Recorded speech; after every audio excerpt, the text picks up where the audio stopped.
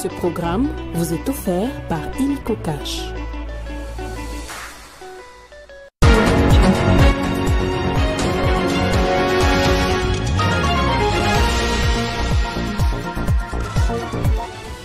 Au sommaire de ce journal, situation sécuritaire dans la partie est de la RDC. L'armée ougandaise renforce sa présence en hommes et matériel de guerre dans la province de l'Ituri. Cette présence des UPDF rentre dans le cadre des opérations conjointes avec les FARDC. Autre titre, le couloir humanitaire est désormais ouvert à Goma au Nord Kivu, permettant l'acheminement d'aide essentielle aux populations dans le besoin. L'OMS a obtenu un accord pour acheminer du matériel via Nairobi et Kigali. Nouveau braquage à Kinshasa. Des bandits armés ont braqué ce lundi un bureau de change au rond-point Willery. Les assaillants auraient emporté une grosse somme d'argent. L'info, c'est l'heure sur Télé 50. Bienvenue à tous. À la une de l'actualité, situation sécuritaire dans la partie est du pays. L'armée ougandaise renforce sa présence en hommes et matériel de guerre dans la province de l'Ituri. Ces déploiements fait objet d'interrogations au sein de la population civile, mais les FARDC tiennent à apaiser les inquiétudes et à éclairer l'opinion. Cette présence des UPDF rentre dans le cadre des opérations conjointes FARDC-UPDF. Les deux armées se sont rencontrées ce lundi à Boga et d'autres réunions sont prévues pour harmoniser les opérations. Le lieutenant-général Ngongo est porte-parole des FARDC dans la province de l'Ituri. On l'écoute. Nous revenons de Boga pour rencontrer l'équipe d'avance qui devrait arriver ici dans le cadre des opérations conjointes. Mais avant d'y arriver, c'est la première réunion que nous venons d'effectuer avec le commandant des opérations militaires en Ituri, le gouverneur militaire. À son côté, il y a eu le commandant 32e région militaire et le commandant secteur opérationnel Ituri, également une délégation de l'armée UPDF. Alors après cette réunion, il y aura une autre réunion demain avec la grande délégation qui est déjà à Boga à ce moment ici. Et après cette réunion, il y aura encore une grande réunion d'harmonisation avec une délégation de Kinshasa et de l'armée ougandaise. À ces moments-là, on va définir les actions menées dans le cadre de la mutualisation de forces entre UPDF et les forces armées de la République démocratique du Congo. Et que nous puissions amener les opérations de manière ordonnée, coordonnée, planifié, de la conception jusqu'à l'exécution, tout sera organisé, planifié entre le désarmé, c'est-à-dire les forces armées et l'UPDF. Là, nous sommes dans l'officiel. Mais qu'à cela ne tienne tout ce qui peut créer la psychose, et donc nous demandons à la population de rester calme. L'UPDF, ce n'est pas la première fois qu'il soit en Ituri. Je l'annonçais au sommaire, le couloir humanitaire est désormais ouvert au Nord Kivu, à Goma précisément, permettant l'acheminement d'aide essentielle aux populations dans le besoin. C'est ce qu'a annoncé le ministre de la Santé sur son compte X. Roger Nkamba précise par ailleurs qu'un corridor humanitaire était en négociation. L'OMS a obtenu un accord pour acheminer du matériel via Nairobi et Kigali. Le ministère de la Santé va envoyer des kits de traumatologie et des médicaments via les organisations humanitaires pour renforcer la prise en charge des blessés à Goma. Dans l'actualité également, le ministre de la Justice, Constant Mutamba, poursuit sa tournée dans les églises pour des cultes de soutien au FARDC. Les pasteurs de plusieurs églises à Kinshasa ont tous recommandé la nation entre les mains de l'Éternel pour le retour de la paix. Le ministre d'État, ministre de la Justice et garde des Sceaux, Constant Mutamba, a une fois de plus sillonné les églises en vue de sensibiliser la population contre l'agression rwandaise dont est victime la RDC. De la part des hommes de Dieu, les voix se sont levées pour implorer l'intervention divine contre cette barbarie rwandaise. Que ce soit les pasteurs Carlos Baruti Kalala de l'église Baruti Tabernacle, les pasteurs Marcelo Tunasi de l'église La Compassion ou même les pasteurs Alain Gabriel Olangui du ministère chrétien du combat spirituel ont tous consacré la nation congolaise entre les mains du Très-Haut pour que la paix y soit restaurée.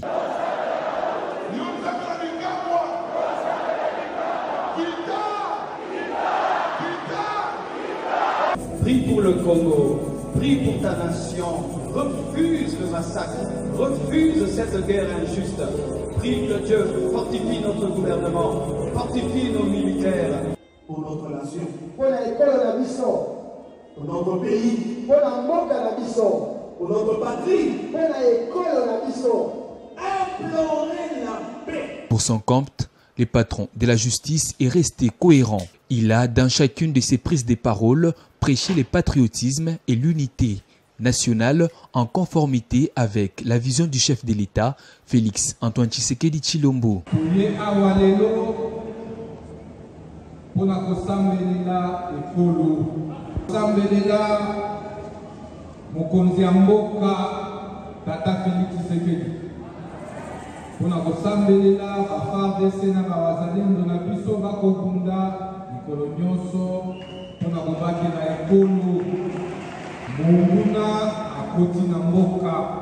Papa mokonzi mboka lobi to mobiliser biso nyonso to mobiliser peuple congolais. Na tosala ba offrande spéciale. Offrande wana topesa yango basoda na biso. L'enjeu et détail, les pronostics existentiels de la RDC en tant que nation sont engagés, d'où l'importance pour chaque Congolais de défendre la patrie de quelque manière que ce soit. C'est en présence de... Nouveau braquage à Kinshasa malgré l'opération Ndobo Zero Kuluna lancée par le vice-premier ministre en charge de l'Intérieur dans le but de traquer les criminels. Un vent d'insécurité s'annonce fort et grandissant dans la capitale congolaise. Depuis plusieurs jours, des bandits armés ont braqué ce lundi encore un bureau d'échange au rond-point Huiléry. Les assaillants auraient emporté une grosse somme d'argent. Aucune perte en vies humaines n'a été signalée. Regardez. Les alentours du rond-point des Huiléry à Kinshasa a vécu un début d'après-midi terrifiant ce lundi. Un bistrot a été ciblé par des tirs par des personnes non autrement identifiées dont l'un d'eux était armé d'une AK-47 de guerre. Les cris des personnes en fuite faisaient entendre que leur cible ratée serait le champion de boxe Martin Bakolé.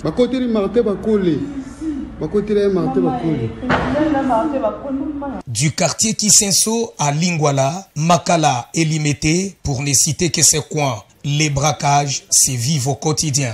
Dans la commune d'Engaliema, les hommes cagoulés habillés en veston noir terrorisent les paisibles citoyens armes à la main, extorquant avec risque de tirer dessus. Peur au ventre, plusieurs autres parcelles connaissent des vols dont les équipes encadrées par un ou plusieurs hommes armés laissent croire au retour à la recrudescence de l'insécurité grandissante. Les patrouilles mixtes annoncées il y a peu semblent ne pas encore atteindre l'objectif. En ces temps que l'Est de la République démocratique du Congo vit les affres des guerres, la population a droit d'être sécurisée pour accompagner son armée à tout temps. On fait un saut en province. Le ministre national de la formation professionnelle, Marc Ekila, en séjour de travail à Lubumbashi, a été l'hôte du gouverneur de province, Jacques Chaboula Katoué, ce lundi 17 février. Ensemble, ils ont parlé de la vision du ministère national de la formation professionnelle, celle de créer des grands centres de formation professionnelle dans le Haut-Katanga. Je vous propose de suivre le ministre national, Marc Ekila, au sortir de cette rencontre. Partager avec lui la vision actuelle du ministère de la formation professionnelle. Je lui ai fait voir le rôle que la province peut jouer pour booster la formation professionnelle. Comme vous le savez, la province elle est d'abord réputée en matière de mines ou de minerais. Et donc je fais voir qu'il y a besoin de construire des infrastructures de formation professionnelle qui cadrent avec tout ce qu'il y a comme métier de mine. Mais aussi, je lui ai fait voir au niveau du gouvernement central toute la politique qui est mise en place, notamment de la construction des grands centres de formation professionnelle, ce qu'on peut appeler les instituts et les académies de formation professionnelle, mais aussi le besoin d'avoir les centres de formation professionnelle. Parce qu'au sein de la formation professionnelle, tous ces niveaux de formation-là se diffèrent. Il y a un contenu à chaque niveau. Il faudrait pour la province du Haut-Katanga relever les défis, d'atteindre le niveau des académies et des instituts de formation professionnelle, et aussi lui faire voir la nécessité, comme à Kinshasa il y a 48 heures, j'ai lancé une grande formation de masse, mais avec de très bons centres de formation de plus de 5000 jeunes. Je lui ai fait voir qu'on pourrait organiser la prochaine édition déjà avec la province du Haut-Katanga, mais aussi à Kinshasa, toujours dans le cadre de la formation professionnelle, nous avons instauré, alors pour toute la République, la foire de la formation professionnelle. Et c'est là que le chef de l'État, le président de la République, Félix-Antoine Tshisekedi Tshilombo, et la première ministre, Madame Judith Suminwa, veulent que ce soit rotatif, que ça passe de province en province à province. Restons dans le Haut-Katanga où le ministre provincial de l'Agriculture, Pêche et Élevage, Bobo Maloulou, a effectué ce lundi sa première visite à la citerne où sont élevées les silures. Le ministre provincial était accompagné d'un chef de division provinciale de la Pêche et Élevage. Suivez les détails dans ce reportage. Lancée depuis fin décembre 2024, l'aquaculture des silures a été mise en phase expérimentale il y a de cela 2 mois. Ce lundi 17 février 2025, place à l'évaluation de cette pisciculture. Le ministre en charge de la pêche et élevage, Bobo Maloulou Kalungwe, s'est rendu aux citernes placées au gouvernorat de province pour s'imprégner de l'évolution de ces poissons mis en essai. Satisfait des résultats, Bobo Maloulou Kalungwe s'est dit prêt à présenter cette expérience au gouverneur de province Jacques Yaboulakatoué dans 2 mois, soit au mois d'avril prochain. Vraiment, il y a une bonne évolution. Je pense d'ici 2 mois, nous allons même inviter l'autorité provinciale pour voir que vraiment c'est un projet réussi que nous pouvons donc étendre sur toute l'étendue de la province du Haut-Katanga. Le souhait du ministre de l'Agriculture, Pêche et Élevage est de dupliquer cette expérience à travers la province dans le cadre de la lutte contre l'insuffisance alimentaire. Agression rwandaise, une manifestation en soutien aux nombreux militaires qui combattent au prix de leur vie pour défendre le sol congolais. Femmes et enfants de militaires ont exprimé leur soutien au chef de l'État, à la première ministre, au FRDC ainsi qu'au Wazalendo. Il s'agit de la structure CRI des familles des militaires et c'était à la foire internationale de Kinshasa. Ici, à l'espace Vodacom City, plusieurs familles des militaires venus des différents camps ont rehaussé de leur présence à cette activité. Chants et cris de soutien au FRDC ainsi qu'au Wazalendo ont caractérisé cette manifestation de haute facture. Prenant la parole, le président Glody Ngonga a donné un message de soutien au chef de l'État face à la crise sécuritaire qui secoue la partie est du pays au nom des différentes familles militaires, lui-même étant fils d'un homme en uniforme. Si aujourd'hui on était venu, c'était avec un seul but, faire comprendre aux gens que nous, nos parents, donnent leur vie pour ce pays. Ce n'est pas le moment de chercher votre positionnement politique, ce n'est pas le moment de trahir ce pays. Parce que vous trahissez ce pays, pour le numéro 1 de Cri des familles militaires, la communauté des familles militaires représente une grande partie de la population congolaise, alors elle ne peut rester indifférente face à cette guerre d'agression puisqu'il s'agit de leurs parents soldats qui sont au front et qui sont exposés au risque. À son tour, la coordonnatrice de l'ASBEL, Virginie Ngonga, appelle les différentes familles militaires à observer une attitude de tranquillité face à cette crise sécuritaire et non à faire recours à la violence ni au pillage. Elle en a profité pour expliquer l'objectif de l'ASBEL Cri des familles militaires, qui est entre autres celui d'encourager toutes les différentes familles militaires à prôner l'excellence et à s'exprimer sur tout ce qui frappe les familles des soldats, enfin d'y remédier. La guerre n'est pas un sujet de joie, mais le patriotisme permet à toutes ces familles de soutenir leurs parents qui combattent au prix de leur vie pour défendre la nation. Dans le même registre, les députés nationaux élus de Goma au Nord Kivu, Charles Sabougo, se tient aux côtés de siens avec un cœur rempli de compassion et un engagement indéfectible envers son peuple face à l'atrocité de la guerre d'agression qui contraint de nombreuses familles à quitter leur maison et à la souffrance. Il incarne l'espoir et la solidarité dont ces victimes ont tant besoin.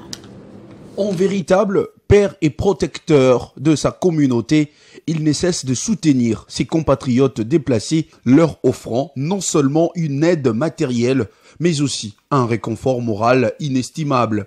Et nous disons tout d'abord merci à l'honorable Charles Sabungo pour ce qu'il vient de faire à ce moment très difficiles que nous sommes en train de traverser. Nous qui sommes déplacés de guerre dans notre pays, vous savez, vivre à Kinshasa, c'est pas facile. Nous sommes des déplacés de guerre. Que Dieu puisse bénir encore une fois l'honorable Charles Sabungo pour cet acte humanitaire qu'il vient de faire à ce moment. Il est le seul qui vient de le faire. C'est pas aussi facile, hein? C'est pas facile. Nous sommes nombreux. Il y a beaucoup trop de déplacés qui sont venus de Goma.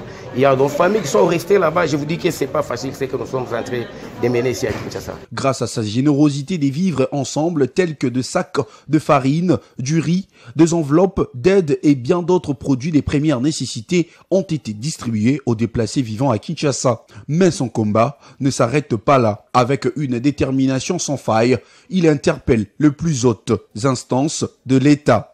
Dans une lettre officielle adressée au gouvernement, il appelle avec insistance le président de la République, le gouvernement congolais ainsi que toutes les personnes de bonne volonté à se mobiliser en faveur de ces milliers de familles en détresse. C'était question de présenter l'échantillon des déplacés de guerre qui sont ici à Kinshasa et ils m'ont alerté, ils m'ont appelé depuis 2-3 semaines. Voilà, et on a aussi rencontré, on s'est dit non. Et voilà, j'ai pris même l'option d'écrire au gouvernement congolais au travers le ministre des Affaires sociales et humanitaires. L'action de Charles Sabungo est un appel vibrant à la solidarité nationale. Dans son engagement, il incarne l'espoir d'un peuple meurtri et rappelle que, même dans l'adversité, la fraternité et l'amour du prochain restent les piliers d'une nation forte et unie.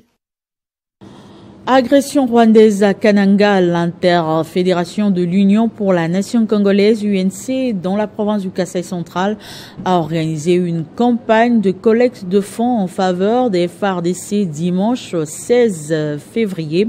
Plusieurs cadres et militants du parti de Vital Kamerhe ont répondu à l'appel du député national Marcel Chipelepele.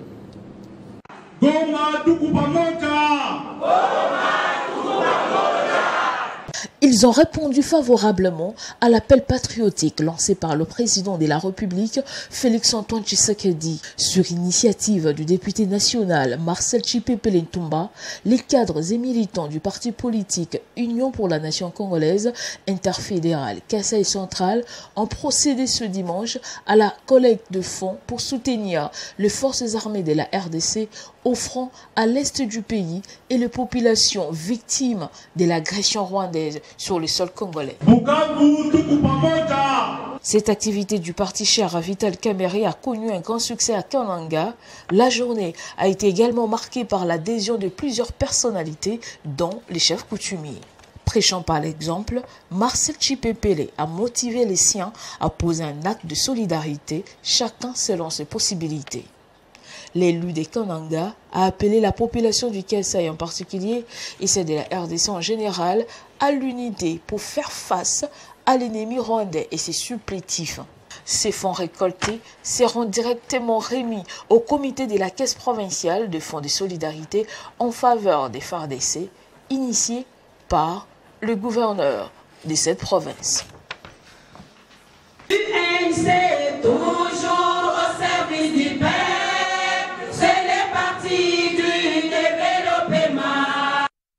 Développer les compétences pour demain, favoriser la collaboration et l'innovation, c'est le thème du premier salon des métiers et de la formation organisé à l'Institut national de préparation professionnelle INPP. Les lauréats ont reçu des médailles en or, en bronze et en argent dans plusieurs filières. C'était en présence de plusieurs personnalités, notamment le directeur général de l'INPP, Godefroy Stanilas, et du représentant du gouverneur. Le Salon des métiers de la formation SMF a fermé ses portes vendredi à Kinshasa à l'Institut national de préparation professionnelle INPP. Placé sous le thème « Développer les compétences pour demain, formation, collaboration et innovation », plusieurs allocutions se sont succédées, notamment celles des représentants de la FEC, de l'ONEM, du gouverneur et du directeur général de l'INPP, Godefroid Stanislas Chimanga, en présence de la représentante de Enabel. Oui, nous ne pouvons qu'être fiers parce que c'est une tradition que nous sommes en train d'instaurer dans nos différentes directions provinciales. Nous pensons peut-être que la prochaine fois, ça peut être Mbujimaï, ça peut être Matadi, ça peut être Boma. Un autre temps fort, c'est la publication des résultats des compétiteurs pour cette première édition du Salon des métiers et de la formation de Kinshasa. 3 lauréats tirés parmi les 52 compétiteurs autour de 9 métiers ont reçu des médailles d'or, 2 médailles en bronze et en argent des mains des personnalités présentes en technologie automobile, menuiserie, coiffure, carrelage, modélisme, installateur, service en salle, soudure, technologie web. Le tout s'est déroulé dans une ambiance bon enfant. Redynamisation du parti politique Alliance des paysans et indépendants. L'autorité morale de cette formation politique, Joseph Kokonyangui, a procédé au réaménagement de son cabinet. Les détails dans cet élément signé Jean-David Kilolo. Dans le souci de redynamiser le parti politique Alliance des paysans et indépendants, l'autorité morale du parti, Joseph Kokonyangui, vient de signer la décision numéro 001/2025 portant complément des cadres de collaboration au sein de son cabinet. Il s'agit de la décision du 15 février 2025, au terme de laquelle sont nommées plusieurs personnes au regard de leur rang. Monsieur Katanga Ramazani Ferouzi, attaché de sécurité physique, morale et coutumière de l'autorité morale. Monsieur Ngoma Loubekou Damien, chargé de la maison civile de l'autorité morale. Monsieur Kasselouka Jérôme, conseiller spirituel de l'autorité morale. Et le secrétaire général adjoint du parti Alliance des paysans et indépendants, en charge de la stratégie et porte-parole du parti, est chargé de l'exécution de la présente décision. Et puis la 8e édition de Demotech, un concours phare pour les jeunes talents congolais dans le domaine de la technologie de l'information et de la communication, se tiendra le 30 mai 2025 au Fleuve Congo Hotel à Kinshasa, organisé par l'Institut supérieur d'information, programmation et analyse. Cette nouvelle édition s'annonce encore plus ambitieuse. L'enseignement supérieur essentiel à la recherche et à l'innovation est au cœur de la vision de l'ISIPA, dirigée par Martin Ekanda Odimba. À travers son centre des compétences, l'ISIPA organise la 8e édition de Demotech le 30 mai 2025 au Fleuve Congo Hotel, un événement où les étudiants dévoileront leurs projets technologiques innovants, illustrant ainsi l'engagement de l'ISIPA pour l'innovation et l'entrepreneuriat. À l'ère numérique, la technologie révolutionne les soins de santé. Demotech 8 mettra en avant des solutions médicales innovantes sous la présidence du docteur Jean-Jacques Mouyembe, scientifique internationalement reconnu pour sa lutte contre Ebola et son engagement en faveur de l'innovation. Dans cette édition, nous mettons le cap vers les nouvelles technologies au profit de la médecine. Et laissez-moi vous dire que c'était avec une immense fierté et que je remercie au nom de toute la communauté de l'ISIPA. Nous remercions notre savant, le professeur Dr Mouyembe, d'avoir accepté d'être le président du jury de cette édition, la 8e édition de cette année 2025. Fidèle aux recommandations du président Félix Tshisekedi et de la ministre de l'Enseignement supérieur, Demotech 8 est bien plus qu'un concours. C'est un accélérateur d'opportunités visant à transformer l'excellence académique en impact concret sur le marché du travail. Comme l'année passée, les meilleurs vont gagner au service de la nation. Des projets qui deviennent des entreprises, les 3 meilleurs projets étudiants recevront un financement pour se transformer en start-up grâce au soutien de partenaires de renom tels que Huawei, Africell, Raobank, Illico Cash, FPI et bien d'autres. Et pour finir, après sa participation active à la semaine de prière pour la paix dans la partie est de la RDC organisée par la gouverneure du Lualaba, Fifi Masuka, le président de l'ECC, évêque régional, Église méthodiste unie, a présidé l'installation du nouveau surintendant du district, Bishop Katembo de Kolwezi. La cérémonie a vécu dimanche 16 février. Roli Kateng a remercié l'évêque pour avoir largement contribué à cette élévation. C'est en présence de plusieurs personnalités politico-administratives et religieuses que s'est déroulée ce dimanche 16 février 2025 la cérémonie d'installation du surintendant du district Bishop Katembo Kainda de l'église méthodiste unie en la personne du révérend Roli Kanteng. Monseigneur Kassap Owan a expliqué à l'assistance l'historique et les rôles du surintendant en soulignant plusieurs points clés avant de procéder à l'installation proprement dite. La responsabilité d'un surintendant se résume en 5 points. Le premier point, surveillance du district. Le deuxième point, c'est le personnel du district. Il gère le personnel du district. Troisième point, le pastoral. Quatrième point, l'administration. Et le dernier point, les programmes. Juste après, les insignes du pouvoir ont été remis au surintendant légalement établi, symbolisant ainsi sa responsabilité de conduire l'œuvre de Dieu. Cette cérémonie a été suivie de la remise des cadeaux en signe de soutien et de reconnaissance. Dans son mot de circonstance, le révérend Roli Kanteng Mwambu a exprimé sa profonde gratitude envers l'évêque et l'ensemble du district pour la confiance placée en sa modeste personne. Il a promis de relever le défi qui l'attendent afin de mener à bien l'œuvre de Dieu. Nous voulons rendre grâce à Dieu qui a permis à ce que cet événement ait lieu ce jour. Peut-être j'ai été sévèrement jugé. Accordez-moi le temps et laissez-moi vous rassurer de ma collaboration et service car le travail divin nécessite une synergie de tous les acteurs. Seul sans votre concours, clergé et laïcs, je ne saurais rien faire. Cette cérémonie d'installation fait suite à la conférence annuelle du Sud-Ouest Katanga qui s'est tenue en juin 2024, marquant ainsi un moment important dans la vie de l'église et du district. Il convient de noter que c'est la paroisse mémoriale Bishop Katembo qui a servi de cadre à cette cérémonie. Ce journal est terminé, place au rappel de titres. Situation sécuritaire dans la partie est de la RDC. L'armée ougandaise renforce sa présence en hommes et matériel de guerre dans la province de l'Ituri. Cette présence des UPDF rentre dans le cadre des opérations conjointes avec les FARDC.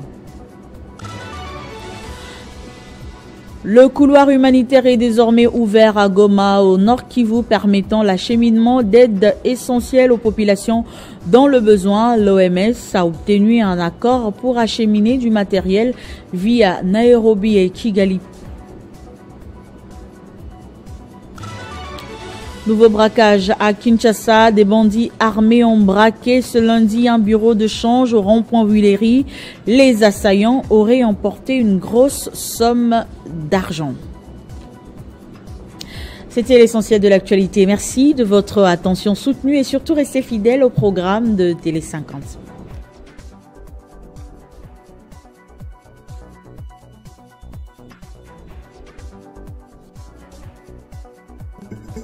Retrouvez toute l'actualité en continu sur www.tele50.cd. Ce programme vous a été offert par Illico Cash.